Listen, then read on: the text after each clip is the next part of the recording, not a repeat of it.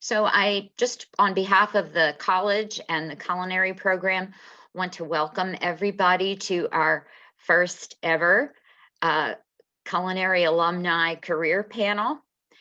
We hope that you get as much out of this as we hope to get out of this. I'd like to introduce the program director for our culinary program at Northampton Community College, Chef Francine Morris. Hi, I just want to say welcome and thank you so much to the chefs that are participating today and also to everyone else that has chimed in. I think we've got a really phenomenal panel and I'm very excited to see what everybody has to say. So again, welcome to everybody and thanks for taking the time out of your day today to participate. Back to you, Karen. Okay. I didn't tell anybody who I was. I'm Karen Glose. I'm the director of the Center for Career Development and Alumni Engagement. And I'm so happy that our chef alumni agreed to participate in this panel today. So a big thank you and a shout out to all of our panelists. I'll begin by introducing all the panelists, and then we'll move directly into inviting each of the panelists to speak for maybe 4 or 5 minutes. First up, Kayla Swinicki Badway, who is an alum from the class of 2010. She's executive chef and owner of Occasions Catering. Kristen Gonzalez, class of 2010, executive chef at the Shelby. Sean Doyle, class of 1991, executive chef, Savory Grill. Daniel Goulet, class of 2001, executive chef, Lords Valley Country Club. Ryan Lukow, executive chef, Northampton Country Club, and Ryan is class of 2005. Andrea Moretti, class of 18, Pastificio 601. And Will Roof, class of 2007, who is the culinary operations chef for Northampton Community College. So Kayla, why don't we start with you? Tell us a little bit about your educational and career journey. Okay, so hi. I would start off by saying that ever since I was a little girl, I have always wanted to be in the culinary field. My grandmothers and my mother, I'm half Italian, half Polish. So, growing up, always eating definitely helped the situation with that and kind of pushed me to learn how I wanted to do my career. So what I ended up doing was I decided early on as a junior in high school that this is definitely what I wanted to do. So, and Northampton Community College was such a popular program that I applied, if you will, my junior year of high school, so that I was able to figure it out and get on the list and stuff like that. So I was accepted, and I was able to go right from high school to culinary school, which was really cool. After culinary school, I went to East Stroudsburg. I got my bachelor's in restaurant management. I worked my way up, different catering companies. I worked for Chef Sue, who used to be a part of the program here at NAC, Mitzi's Table. And then I've always just wanted to do my own thing. So I started in my parents' basement. My dad built me a kitchen, and I did little side jobs for St. Luke's doctors. It was all really not sketchy, but I made it work. So I would go to work in the morning. I would go to the restaurant depot. I would go home, prep everything out. My dad owned his own construction business, so I would leave him instructions on how to reheat things in my mom's oven or what to put on the sandwiches and stuff like that. He would deliver them to different doctors at Warren Hospital because my mom worked there, so she had a little hookup there. And I just kind of started to play around with menu items and things like that. It grew very fast to different parties on the weekends, in between working and this and that. So my mom lovingly kicked me out of the house, culinary-wise, because I took over everyone's fridge and everyone's little space. We ended up finding a little brick and mortar down the street. So I grew up in a little town, and I went a mile down the street, and there was a little shop. So we transformed a old print shop into a kitchen. So that's where we've been since 2015. We do all kinds of different like off-premise catering and corporate things, and business has been awesome up until this year. So obviously, for obvious reasons, we've adjusted. It's kind of been a blessing in disguise, to be honest with you, because I'm recently married. So we want to start to try to have a family and things like that. So I was able to use this COVID to my advantage, slow down going 85 miles an hour, and really rethink about how I wanted to stay in the field, but make it a little bit more family friendly. So we've scaled down what we do, but we have kicked it up a notch, if you will. So far, so good. Great. Thank you so much, Kayla. We appreciate your input. Christian Gonzalez.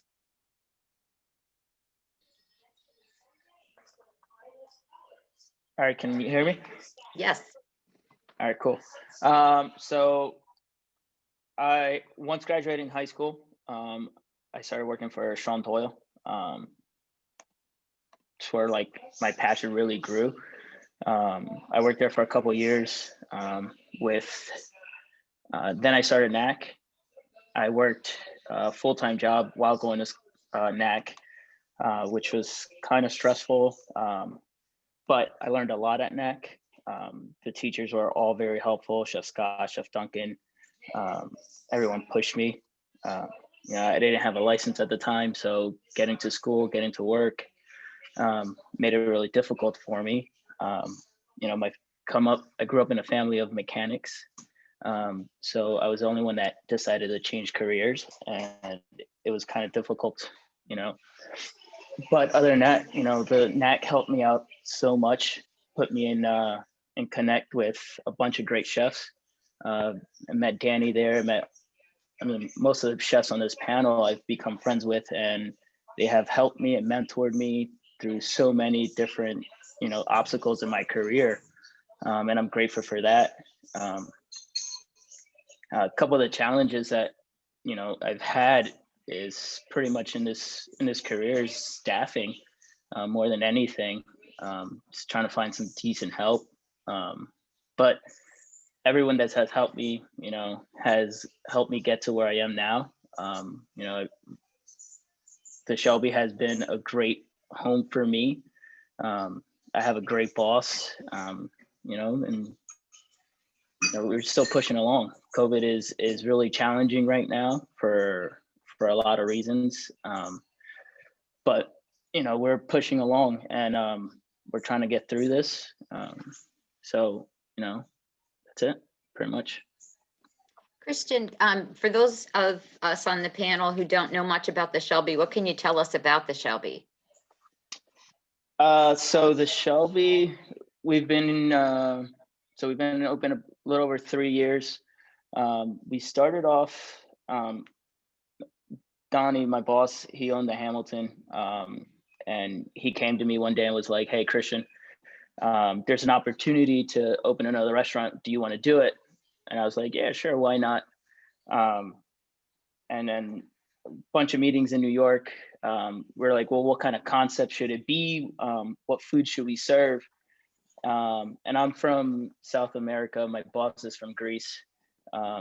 And we go out to eat all the time. And we were like, well, why don't we just serve food that we enjoy eating? And I'm like, I enjoy everything. So how do we put this in a menu concept and make it work? So we did a lot of menu layouts and development. So the Shelby is what it is. It's what me and Donnie like to eat. We have a array of like cultures, Mexican, Italian, anything you could probably think of. We have on our menu. And one thing I've learned from Donnie is that we try never to say no, which is hard in this industry. But I have regulars that come in, pretty much 4 days a week, and they expect something that they're not going to get anywhere else. So if you want an omelet at night, I'm going to make an omelet. So that's where the culture is we don't say no. We try to please everyone. And that's pretty much what we try to be a neighborhood place, a little bit of everything for everybody. And yeah, that's pretty much it. Great, thank you so much. You're welcome.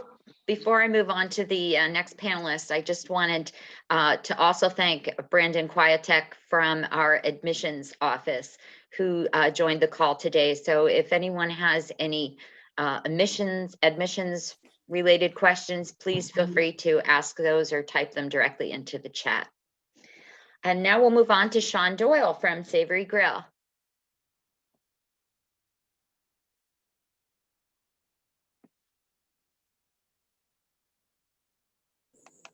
Sorry.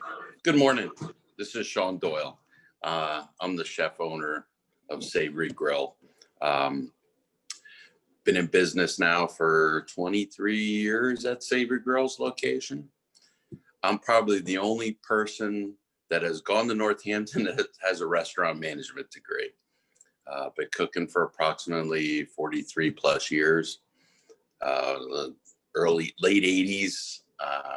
Someone handed me a financial statement, didn't fully understand it, wanted to gain some basic knowledge on financials, and decided to go to Northampton just to take some financial courses that turned into a degree. Then after that period of time, went on to a country club where I was a chef at, and from the chef at a country club to a hotel. After that, the hotel situation kind of fell by the wayside, and decided that my wife and myself would open up Savory Grill. Located in the middle of nowhere, but we have a very loyal, devout customer base. Just been enjoyed it. I mean, obviously we've had more glitches this year with COVID-19 than we have anything else, but they've closed us up for approximately 17 weeks. But we hit the ground running on the end of it and been doing very well with it. I've never done takeout in the past. Chef Ryan Luco and myself are working together, and we basically came up with some great takeout menus. And that has grown from basically nothing of my business model up to about 25%. So it's going very well, considering our customers are still very happy, feel safe coming to us. So we cook. It's harder, a little different dynamic, but we've been getting through it, and our customers have been very happy. So it makes it fun. So, yeah, other than that, I would love for this just to go away. I think we all would. Yeah. Sean, did you have to change your menu significantly because of COVID? Well, it made it more complex. I mean, I definitely drew back a little bit. We're non-restrictive. So again, like Chef Gonzalez, we like playing the realm of ethnicities through the whole world and food styles. So we do a limited menu with no more than like 7-8 entrees, and the same on appetizers. We do make everything in-house. So when I say everything, extruded pastas, rolled pastas, stock, sauces, our own dressings, ice creams, desserts. So it's labor intensive, but again, we try to keep it controllable. So in this environment, with doing more takeout than we've ever done before, it's a logistical nightmare, but we do model through it, and it works very well for us at this point. So we'll see what the governor brings to us this week. For sure. Yeah. So you were more of a non-traditional student when you came to NCC. How did you feel as a non-traditional student, coming into the college, and, what kind of supports did you receive that you felt helped you? Well, it was great because the culinary program was not in play even at that point. I mean, it didn't open up until the fall semester of '91. So when I got involved in it, it was solely because of just the financial aspects, which was my weakness. I'd been cooking at that point for approximately 14 years. So we turned around and, I met Chef Duncan Howden, and he became a great colleague, a great friend. The culinary program was being created. They had great culinary classes. The support staff has always been solid. I mean, but just even up to date, obviously being on the board and dealing with everyone and seeing how it's progressed over the last, 30 years now.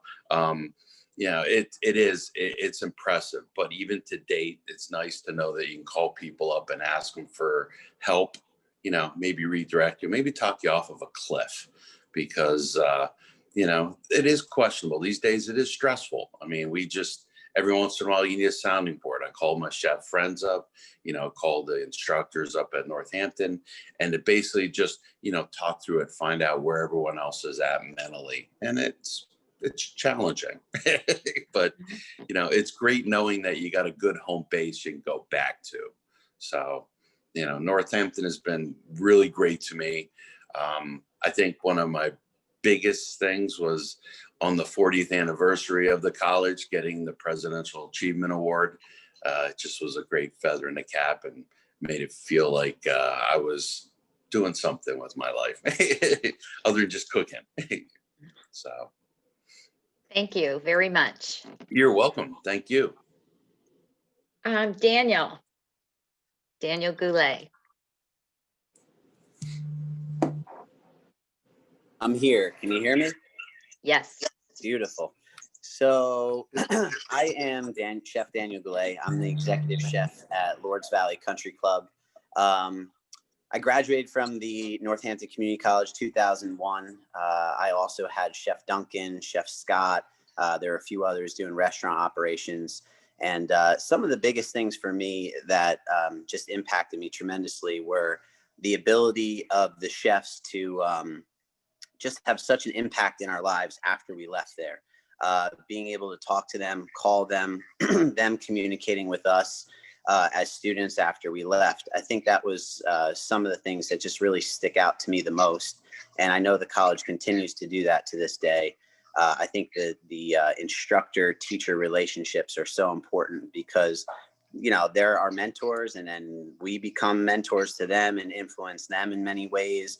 And that's what the business is all about. We're always feeding each other through our ideas and our knowledge, and what we're learning, and the trends change so often. So for me, my journey has been pretty crazy, and I'll try and make this very quick. But after graduating Northampton Community College at the age of 19, I moved to New York City, and I started a career at the Park Avenue Cafe, where I worked for David Burke and Neil Murphy. David Burke is somewhat of a celebrity chef. It was a very interesting, crazy, unique experience working in restaurants since I was 15. The drama that comes with the restaurant business, and I think all of us know what I mean with that, but it's such an intense schedule. It's such an intense feeling going to work every day and working 12, 14, 15-hour shifts. As Sean just said, making everything from scratch. You have to have that passion and that desire to do it. And I've always been this person for years in the beginning of my career where I worked at restaurants for 3 years at a clip, and then I started getting tired of it and I wanted to learn something new, and I would move on. And I would never take any of that back. It didn't make me a bad employee. It was just something that, as a young person, you want to be a sponge and you want to learn so much. So when things start to become complacent or you've seen the same things, you want change. And so I worked in New York City for about 4 years, and my last 6 months of working in New York City were just traveling to all different restaurants, staging, working for free, working under many different kinds of chefs. And the whole idea was just to learn and experience something different. And my final part of New York City, I took my first executive chef position at the age of 21, almost 22. And I got my butt handed to me every day. It was a very unique experience, one that I wouldn't change, but I probably wasn't ready for it at that age, but it was awesome. And just like many of us, we all realize that the business is so demanding, and it takes a lot of our personal time. And I ended up looking into other opportunities and options in the food service industry. And I came back to teach at Northampton Community College, I believe in 2003. No, 2004, I think. And that was just an awesome experience for me, because I was able to come back and teach with Duncan, Scott Calamar, Sue Roth. And, the experience for that was life slowed down tremendously from the restaurant business. And it also allowed me to really find myself. And what I mean by that is really hone in on the things that I love to do in the business, the things that I wanted to perfect, baking, butchering, whatever it might be. I recommend for any students watching, it's very important to be well-rounded in this business and just be full of knowledge. So after leaving Northampton Community College, I think I worked there for about 3 years. Went to a few different restaurants and worked at Ocean and River Grill in Easton. And I was engaged to a woman, and I just decided that, life was a little crazy again. And me and her moved down to West Palm Beach, Florida, where I took a job teaching at Florida Culinary Institute. And it was there that the ACF was infringed on me. And, it was a high pressured moment where it was, you have to become certified if you want to teach here. And so pushing forward, I did get hired at that school, and I became a certified executive chef, certified executive pastry chef, which from that point really just excelled my career. And it allowed me to do many different things, from private chef work, yacht work, and currently where I'm at now, I'm working as the executive chef at Lords Valley Country Club. I've been there for 11 years. I did relocate and move back to Pennsylvania because there's no place like home, and my family's here. So, through this COVID thing, it's been a really unique experience. The country club, just like Christian said earlier, there really is no room to say no in this business. And it's really hard as an owner or as a chef when you want to make people happy. Sometimes the reward is not your paycheck. It's actually just, the reward is making something for somebody and them telling you how great it was, or, going above and beyond for somebody, and they really appreciate that. So I also make omelets for dinner service and many other things other than fine dining food. But, one of the things with this COVID experience was our members just felt very safe at the club, and they continue to use the club. So we have been very busy. We've stayed busier than past previous years, which is kind of opposite spectrum for most. And me and my wife also opened up a business through this time. We turned our garage into a commercial kitchen, and that is going very well, which keeps us both very, very busy.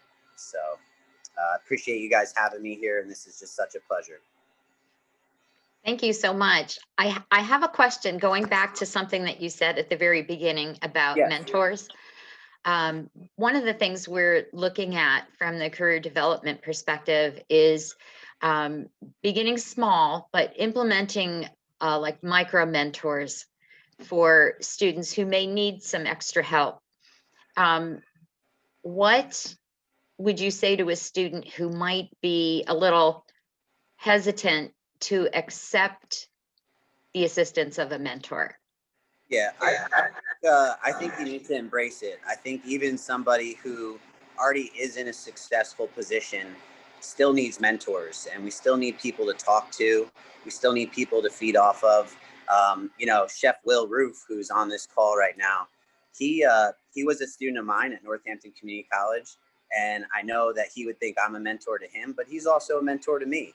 There's times where I call him up and ask him for advice. Full of knowledge about food. There's some things that I might have questions about ethnic food about, because he's awesome at stuff like that. So I think the mentorship part of it is just, there's got to be humility to it. I mean, chefs, we all have egos. And, the thing with ego is it's good, but it's also bad. And so when you can, connect with other people and allow them to criticize or give you constructive criticism, or even just talk to you about, things that are happening with them, you never know how that can impact you and your life. So I think that's really important. Okay, great. Thank you so much. You're very welcome. Ryan Lukow, we're going to move on to you now.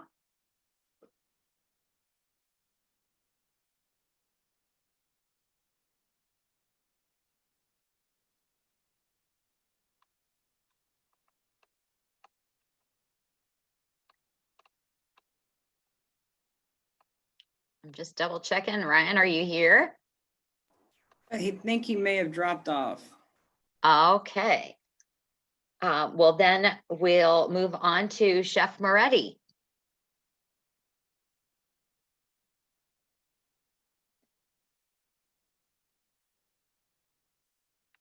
Go ahead, unmute, Andrea. Yeah, all right. Can you There hear we me? go. Yep. Hi, everyone. My name is Andrea Moretti, class of 18. I'm probably the only one whose food business is the second career. I started working as everyone around 20, 25 years old in a air transportation business, but this is what I was thinking about doing for all of my life. So I come from a family where food is really important. In my family kitchen there is always something that is going on, that is cooking. In 2006. I decided to finally change my career, and I opened a pasta factory in north of Europe. When I moved here to United States in eastern Pennsylvania, where my family lives, and I went through the program. I have to say that my investments in NCC has been probably one of the best of my life, because I learned how to behave in a kitchen. Beside the culinary art, beside what is cooking, what is important is to learn how to live in contact with many people that share your passion. After graduating, I met the investors of the company where I still work now, and we both have the idea of expanding the pasta business concept. And so what we have here is a pretty selective retail store. We try to import directly from Italy really pretty good products, and our target is to make fresh pasta like it's supposed to be, and of course stuffed pasta like ravioli. So what we have is a retail store, and of course COVID changed everything. We had to, for example, reduce the size of the catering that we were doing on daily basis. So we passed from 12 to 24 serving to serving of 6, because that's what is gonna be during the holidays that are coming. And that's it. We are learning every day. We try to satisfy any request of the customers. Of course, we try to keep our cuisine as authentic as possible. But of course, we have to satisfy any request. So we do omelet too, you know. We do sandwiches, we do food to go. We try to work. With seasonal ingredients. We were working for the Lafayette College. We were serving the athlete meals, and we were serving about 700-800 meals per week. And we passed from that 700-800s to 25, and rebuilding everything and learning every day and trying to keep our quality always high. We make everything from scratch, even here. We have a lot of coming and support us till everything of this nightmare will be over, right?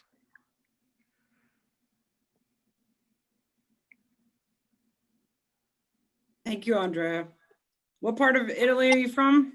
I'm from Rome. Okay, perfect. Andrea, I have just a quick question for you. Since Yeah. this was a second career for you, how did you feel coming back to school? And what kind of support did you receive from our culinary staff? Has been fantastic. I've never been scared. I've never been scared about changing. This is one of my characteristics. I'm not scared about changes. That's why I'm very happy about what happened here during COVID, because we learned a lot and we react since day one.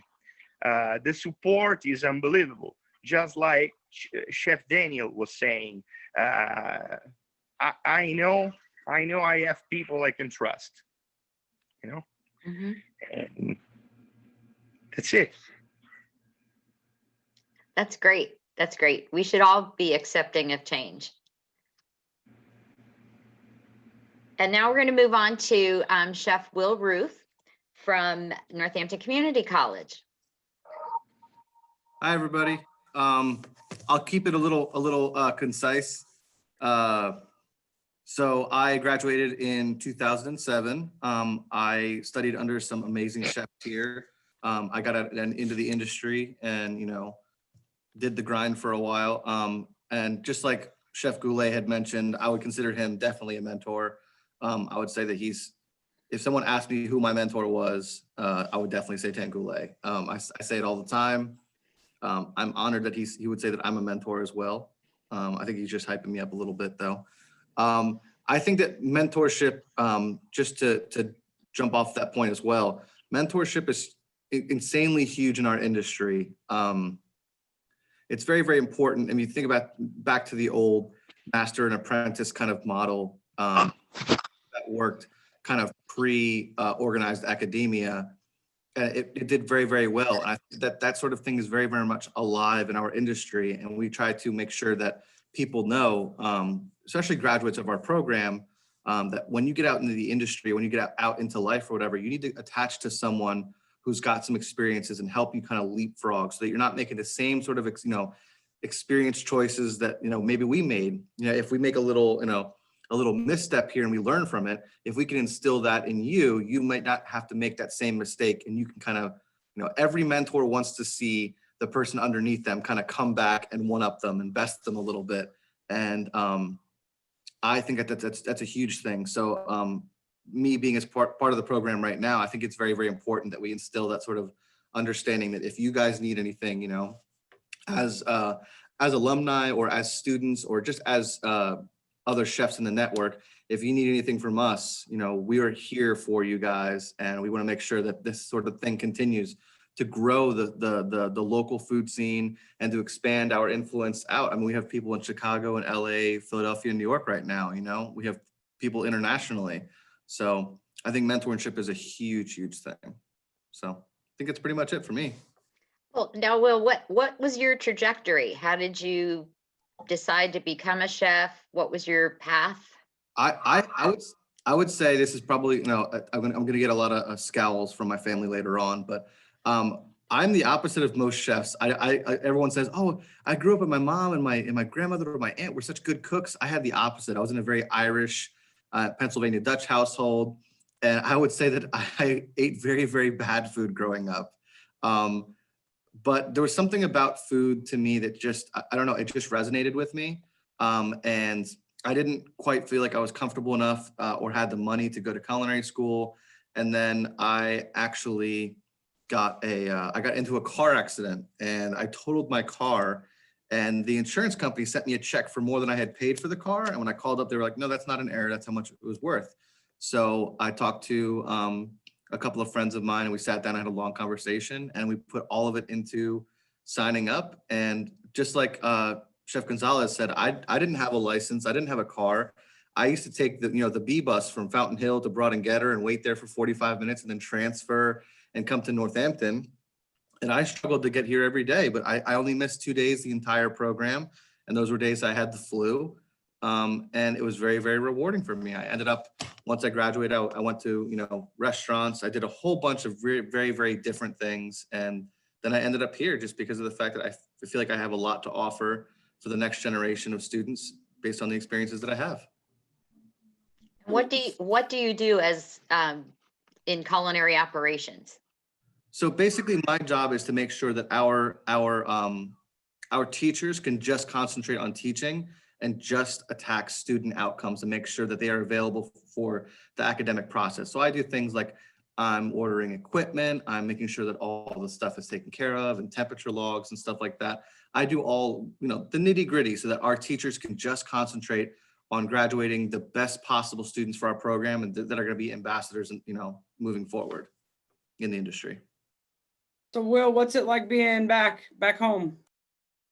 Honestly, it's great. I will say, I think that the program right now is probably in the best shape it's ever been. I think there's a lot of changes coming down that you guys will see in the near future. And I think that probably a ton of you are going to want to visit in the next year, let's say. I think that everyone will be very, very happy to see what we have going on, but it was wonderful coming back here. When I was here, Chef Goulet was my teacher and taught me so much. And I just want to make sure that students that come through these doors now, I want to do the same for them. So.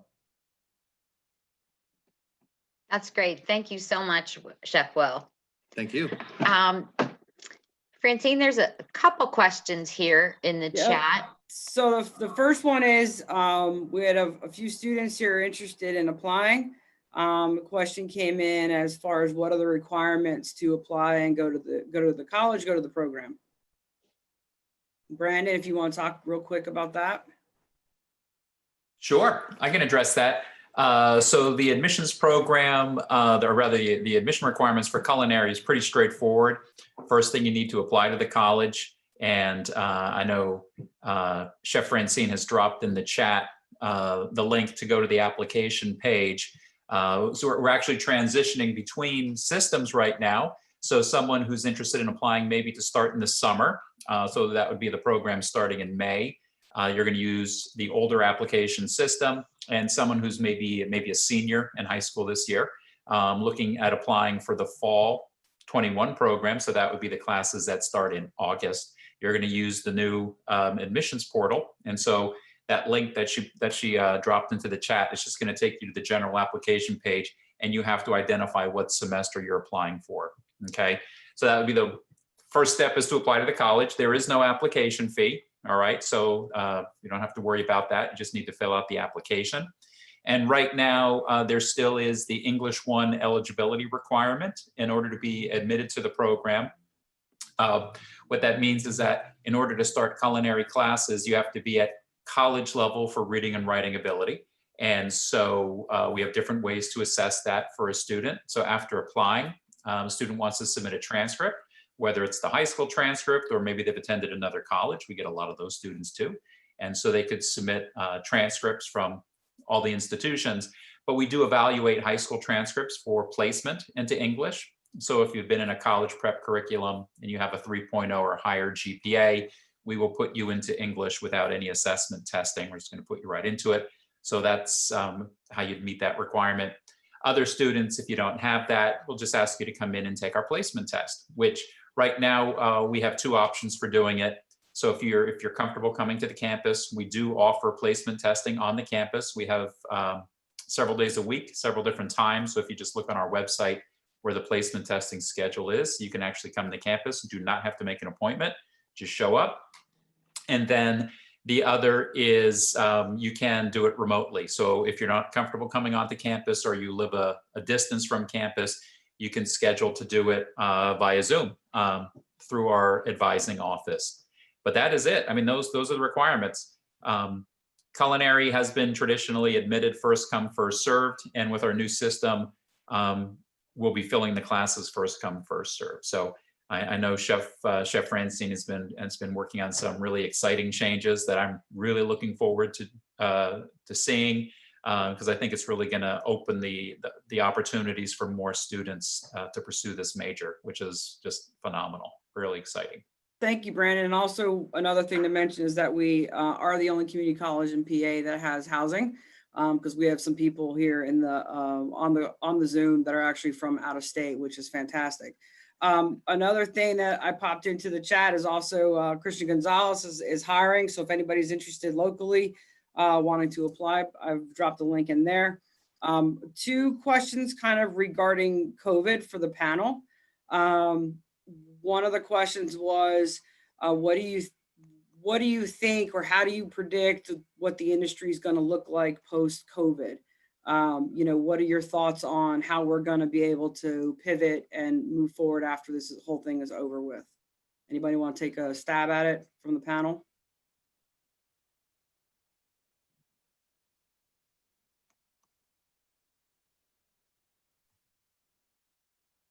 Go ahead and unmute yourself if Christian, Sean, I think, anybody? So what was the question again? It was Sorry. about what do you think the industry is going to look like post-COVID? That's a hard question to answer, honestly. Actually, when COVID hit, it was hard to realize. I sat in my dining room many Fridays, Saturdays, and looked at it empty, which was extremely hard. From going, doing 400 covers on a Friday, Saturday to absolutely nothing was really hard. But if everything were to go back to normal, which I don't think it will, we are going to be seeing a lot more to-goes. I mean, on a Friday, we still do a lot of to-goes. I don't think that's ever going to go away. I don't think, our industry is going to change dramatically, or it's changing dramatically and will continue to change. And that's where the challenge lies now, is adapting to that system. How do you make our food look and taste as good as it is in a to-go container? It's nothing. That's a challenge, and staffing. My kitchen's small as it is. I know, Sean Doyle's kitchen's super small, but to operate a restaurant, the Shelby, I run 10 cooks there.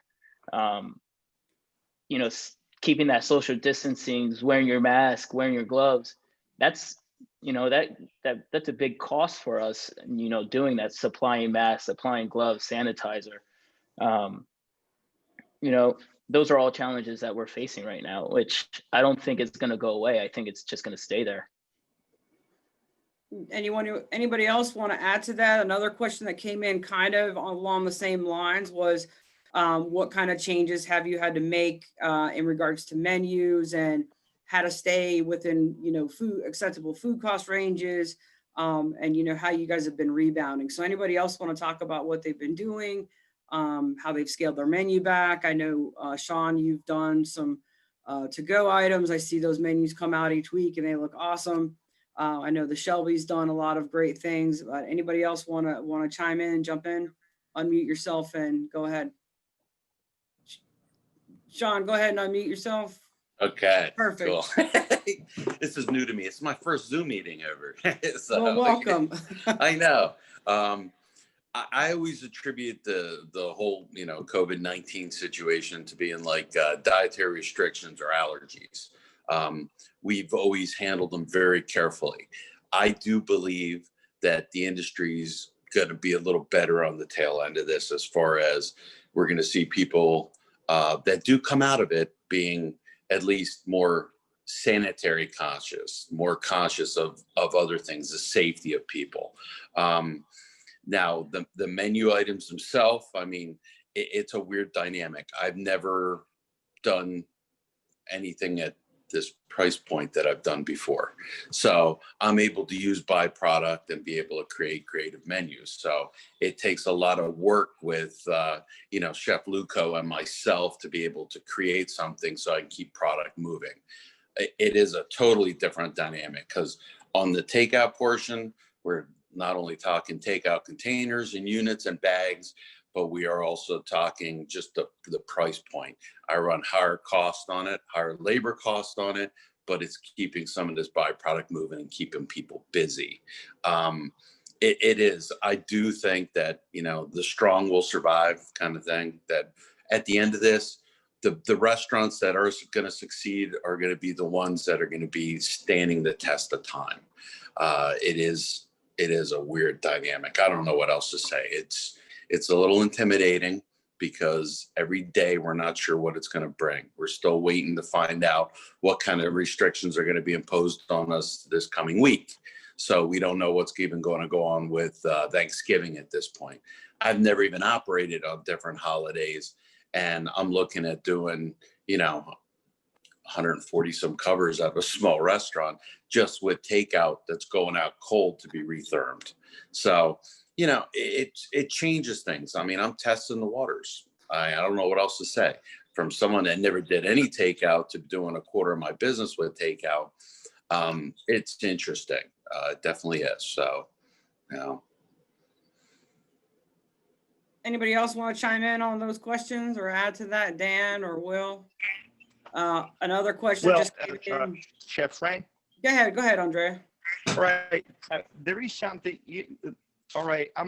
Generally, when I am in a difficult moment, I try to make it rational.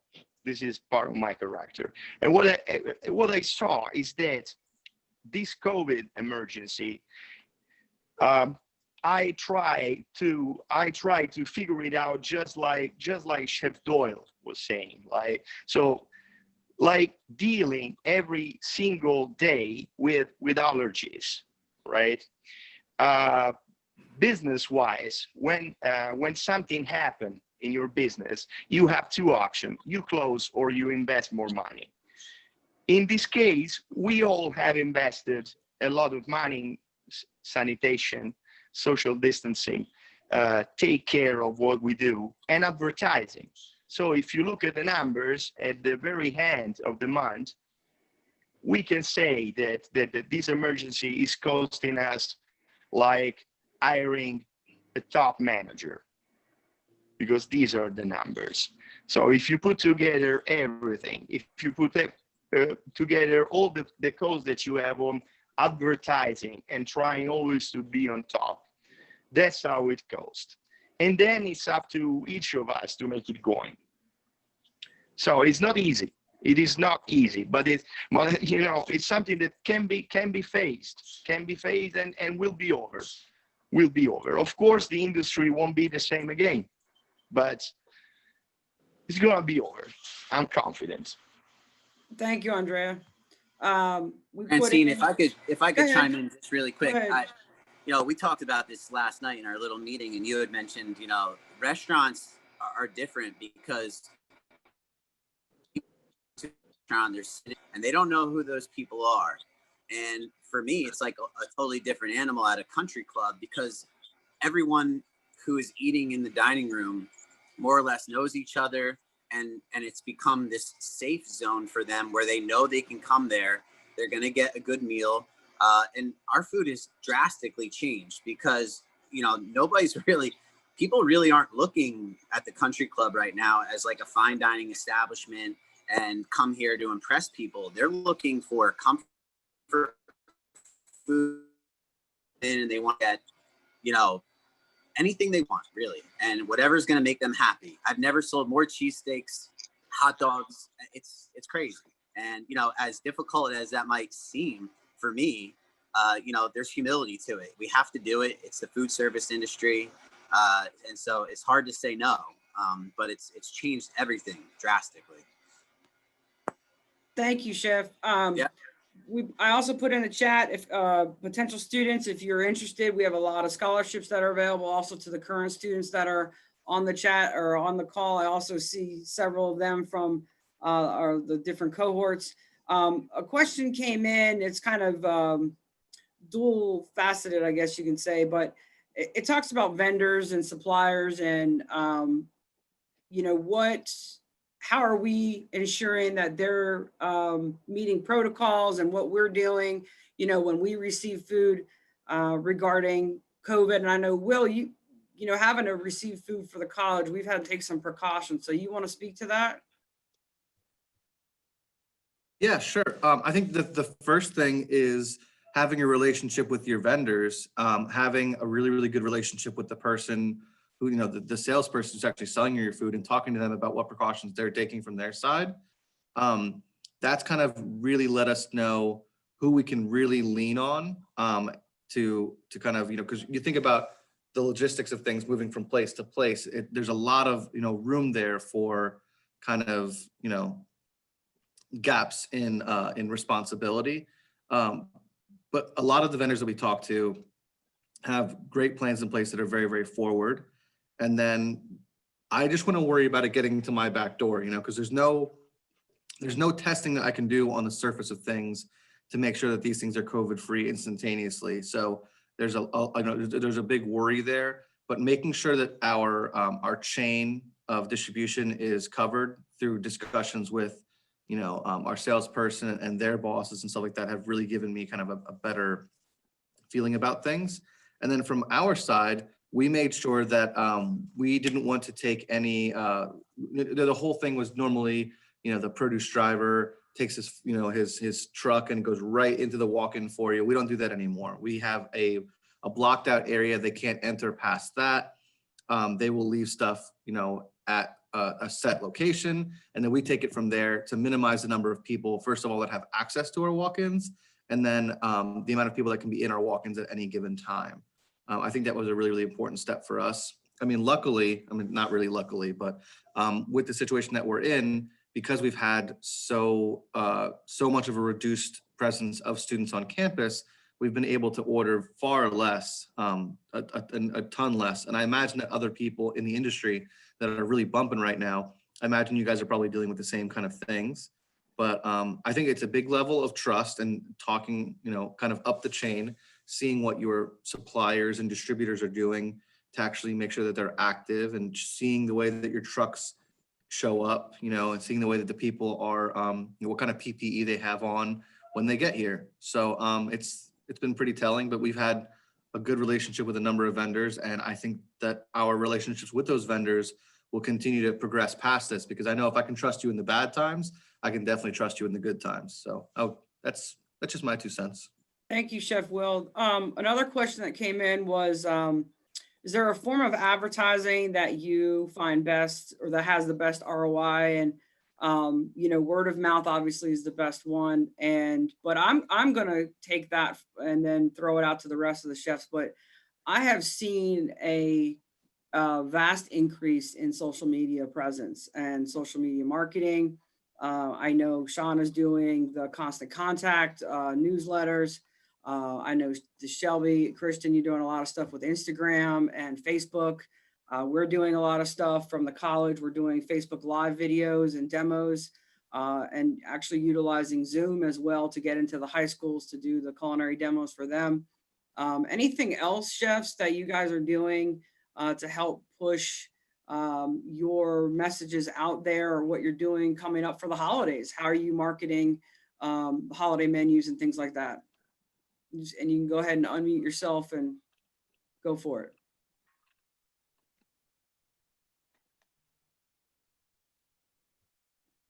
I think, Dan, were you chatting? Okay. Anybody else? No? All right, Kayla, how are you guys doing? Yeah, I was just about to click. So we're definitely using the social media to our advantage, only because, to be quite honest with you all, it's either dirt cheap or free. We've also been utilizing like little contesty kind of things, like share your post and tag 3 friends. And, you know, last week we launched a new charcuterie line that we're doing. So we did like share this post, tag 3 friends, and, be entered in to win this board that you see. And that post got shared 100 times within 45 minutes. So we definitely lean a lot on social media. We've also have been taking recently emails through our website for a subscriber list. So we're going to be starting a blog in the new year with different recipes and menus and things like that as like a little outlet for us and our staff to be creative on the slow season as well. So yeah, I would definitely go on the social media train. Those are some really great ideas. The other thing is we actually partnered with the theater and they did a virtual show, and we did dinner to go. So that's another thing I've been seeing, is that a lot of people are partnering with either local businesses, or they're doing the contest where the like and share so they can get a gift certificate, just to increase that exposure. Because there is a lot of people are relying on social media because it is so inexpensive. Anybody have any last words of wisdom before we leave? It's getting to 11 o'clock and I want to respect everybody's time, but chefs, anybody want to leave with some parting words?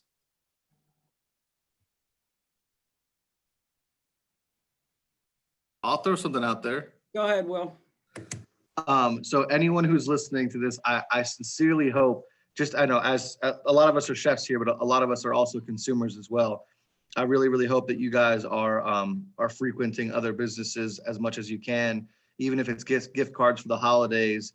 The responsibility lies on us to help prop our community up. And a lot of these places are going to have, a little bit of a dip and a little bit of a lull in their numbers for this year, and probably the beginning of next year. They're not going to start off on the right foot. So when you're thinking about Christmas gifts and stuff like that, maybe pass on the Amazon gift cards, maybe pass on stuff like that.